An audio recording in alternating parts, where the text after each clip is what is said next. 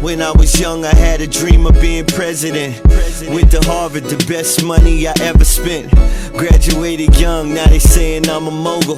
People ask me what my address is, I tell them global. New headquarters down Wall Street. Went from being broke in Harlem, now we all eat. And had my windows tinted. The crown. My life, absolutely I was. What'd you do? Everything I saw in old Dr. Dre and Snoop Dogg videos. I mean, come on, how can you... Because it's the truth though, how can you not be a misogynist if we grew up all bitches ain't shit but hoes and tricks? You know, you need to suck the dick. You did. NWA had songs, the world's biggest dick, teaching girls how to suck dick. Like that was... I'm gonna find some East Coast rappers that said just as strict. The East Coast, at that time, the East Coast was the most positive. Morning, people. My name is David Darang, filmmaker, entrepreneur. Today, right now, even though I'm walking not as fast as I usually do, just to make sure the camera is stable, I'm headed to another leg of CThaGod book tour, this time in DC. The good thing about today's book tour is I'm gonna just do a day trip. Actually, this whole thing would be less than 7 hours. I'm headed to the airport now. I think it's like 12:25. My flight leaves at 1:25 or something. See? So basically my flight leaves in an hour. Just got to the airport parking area. Did I lock the door? Here's the shuttle. Here's the shuttle. Yep. To the terminal. Where am I going? Airport parking. Where else can I go?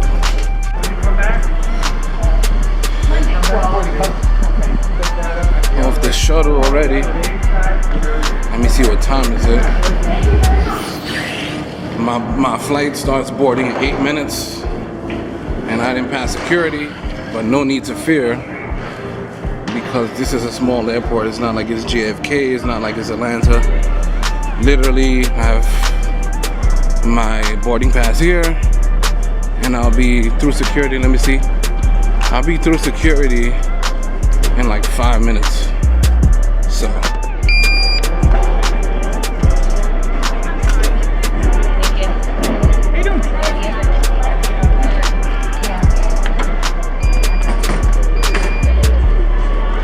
Passengers Adaba and DC passenger Darang. If you're in the boarding area, please say your airbus seat. It sounds like someone is calling me. I should go.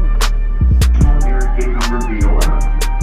My name's Brian. I'm here to guide you through our boarding process. Right now I'm trying to get myself together. Trying to look at the location of the venue. Of the venue, as well as posts on social media about the little trip. So yeah.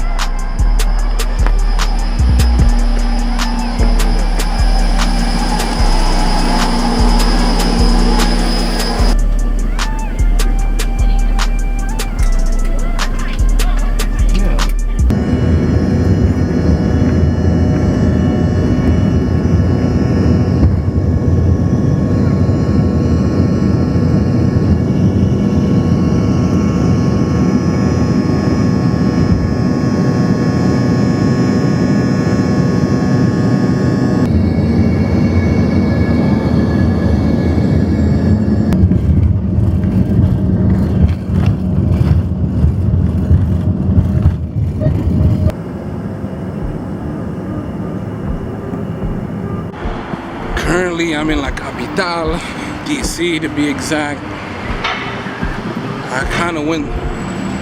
I went to the wrong venue. I went to the event space, and the new location is by like the Capitol buildings. So right now I went to location number 2, and it's not even there. So now, somehow the address got changed on Twitter, and I didn't even get to check Twitter. I wanted to, but damn, how did the car doors open? It's not a good look. and someone was waiting there. That's how I found the house. That's how I found the address. And I found it weird that it was gonna be in some type of Capitol building like that. Damn, and I just paid for parking. My great-grandmother couldn't read. She was born on a farm in Georgia. Her parents were sharecroppers. My grandmother moved up and became a nurse. My mom was supposed to her family go to college. Like, it's always kind of been, you have to be 10 times better, you have to do better, you have to do more, you have to work harder. And like my dad's side, like part of that was slavery, then some people were immigrants that came over. And I don't think I've ever had the concept of life being easy, being acceptable. And if something is easy, like take it as a blessing, but you just have to work for it. But I don't know if that's a privilege. Maybe I think I have more emotional intelligence and I'm more aware of others' suffering, which I think is a blessing. Like, I love being black because I think that we can relate to everyone's suffering. And I think it makes you a more compassionate and well-rounded person. But I don't think that's a privilege. Like, I would like to not have to work for shit. that would be nice. I think that's part of it. What Charlamagne talks about is it's about creating opportunities for ourselves. Right. And so, like for example, like everyone has their story, and I think a lot of us do. And me personally, like I was the first one to graduate college in my family, and then amen for that. And then ended up going to law school, and I moved out of my parents' house really young and made it through that while working at Chick-fil-A, which I know Charlamagne loves. And so, worked there for 8 years, going through college and then through law school and whatnot. And similarly, my brother, my older brother, he's now an investment banker, and when he was going through, he went to an HBCU, and everyone was like, "Oh, you're never gonna make it." And now he's the only one from his school to make it on Wall Street, but he's there, and so it's just about grinding it out.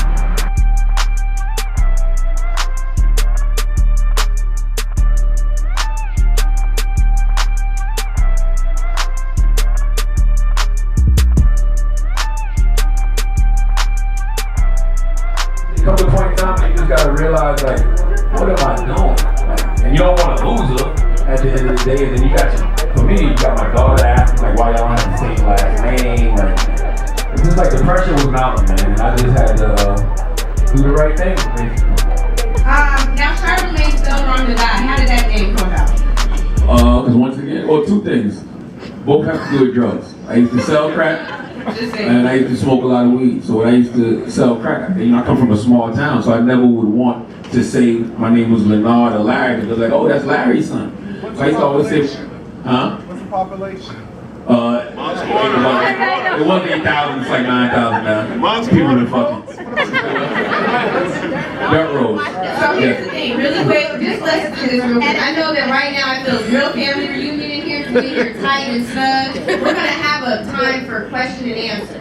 And I'm all about black church call and response. Let's just have a little bit of order in here, and you can't be sidetracked. Gotcha. Charlamagne spelled wrong to God, carry on. Yeah, so I used to say my name was Charles or Charlie, and then when I was in, we used to also have a crew called the infamous Buddha Head, so all of us was named after weed.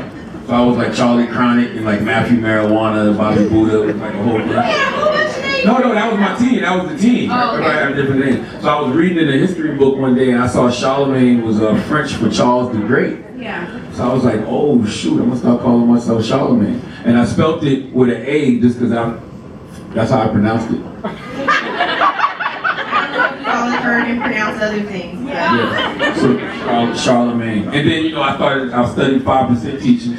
And in the 5% teachings, they teach you that the black man is God, and God is a Greek word derived from the Arabic word Umar, the bar, which means wisdom, strength, and beauty. And so I was just, instead of saying Charlamagne the Great, I would say Charlamagne the God, but it really don't make no sense because it's Charlamagne the Great, the God. But it don't matter because I was 17 and it looks great on the book right now. Like, what if you all who had that economic resources move back to those neighborhoods that you all grew up in and kind of maybe spread the wealth that way, like instead of like leaving that, because that's part of that, I don't like that when people get on and get a lot of money, they leave the neighborhood instead of coming back and feeding the neighborhood. Well, I definitely go back to feed my neighborhood, but No, but I'm talking about like actually building it. that's not gonna work because everybody just not thinking the way I'm thinking. There's wolves out here, okay, and the wolves want to eat. Like that's just not gonna work. Like it's funny because I think about stuff like that all the time. I'm like, what if everybody who was in a certain position did live in one neighborhood? I think about that when it comes to my daughter, because my daughter's school has no diversity whatsoever. Like she's like the only Black Child Dead. I'm like, yo, it's gotta be somewhere in New Jersey where it's more than one black family that's doing okay. So I think about stuff like that all the time. So right now, I just filmed Charlemagne interviewing with Miss Rye, Angela Rye to be exact. Came to the back. I'm about to see he's still talking. They're on the tail end of the interview. I mean, the tail end of the Q&A with the audience. So I'm about to wrap it up and head back to the airport so I can get out and go home. Outside. Ready to go home? Hopefully there's no ticket. There shouldn't be a ticket. Let's see. Okay, no ticket. I'm safe. I'm gonna try to get 2 interviews done so then I can leave. I've been messing with Charlemagne since Brilliant Idiots, the Breakfast Club. I've been following for a long, long time. So, yeah, I've been here. I'm talking about black privilege the whole thing. I don't know how you feel about it. I just listen because he listens. Yeah, I'm excited to hear what you have to say. Love the show. Andrew Schultz is an annoying person, and DJ Envy should take some more journalism classes. I guess if I had one thing to say to Charlemagne, it's that for the longest time you were asking all of your guests, what are they doing for the Black Lives Matter movement? And I think more importantly than that, you should be asking all of these rappers and musicians and athletes what they're doing for the black community at large. We have LeBron James, who gave, $42 million in scholarship money. We have Chance the Rapper, who gave $3.5 million for the Chicago public school system. And all of these people we're giving our money to should be pouring into the community to help us so that kids, instead of chasing these rapper dreams or chasing these engineering dreams or chasing these nursing dreams or chasing these doctors or lawyers or the licensed professional dreams.